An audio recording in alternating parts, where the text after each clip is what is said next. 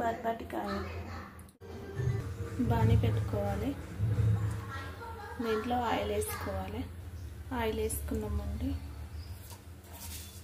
Oil వేసాక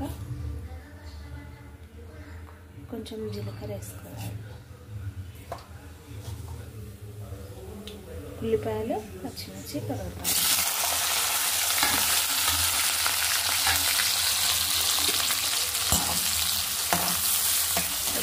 fry అవ్వనివ్వాలి.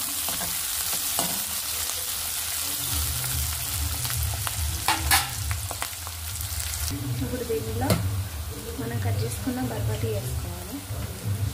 పసుపు, అల్లం వేయొద్దండి. అది వేస్తే అడుగంటుకొని ఇది ఫ్రై అవ్వదు. అందుకని నేను ఫస్ట్ అది వేయను. ఇది ఫ్రై అయ్యాక అది వేసుకుంటే బాగుంటుంది.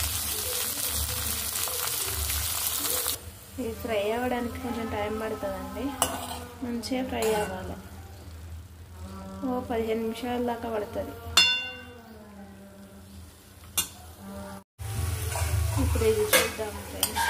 చూడండి, 15 నిమిషాలు అయిపోయింది. ఇలా ఫ్రై అవుతుంది. అడిగంటుంది. చూడండి ఎంత బాగుంది. ఇట్లా ఉంటుంది. పసుపు, అల్లం వేస్తే అడిగంటే ఇది ఫ్రై అవ్వాలి.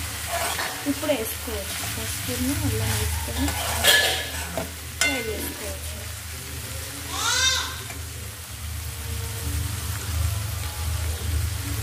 కొంచెం పసుపు వేసినాక కొంచెం అల్లం వెల్లుల్లి పేస్ట్ ఇది కలుపుకోవాలి. ఇది కలిపి కొద్దిసేపు మగ్గనిచ్చి దీంట్లో కారం, ఉప్పు వేసి ఫ్రై చేసుకోవాలి.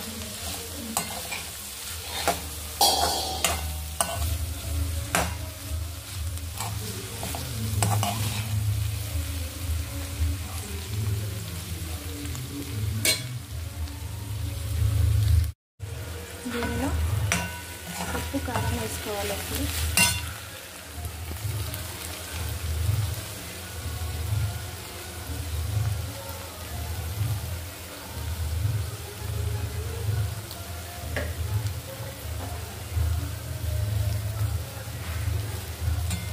కలుపుకోవాలి.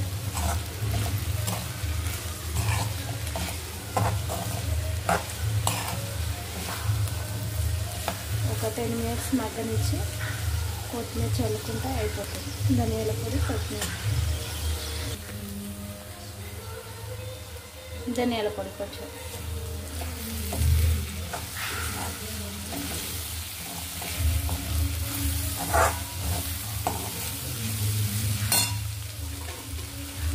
కొత్తిమీర,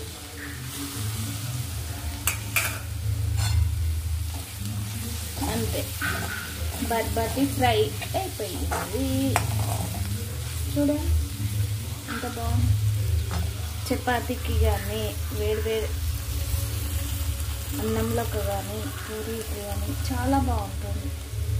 ఫ్రెండ్స్, నా ఛానల్ని షేర్ చేయండి, సబ్స్క్రైబ్ చేయండి, లైక్ కొట్టండి ప్లీజ్.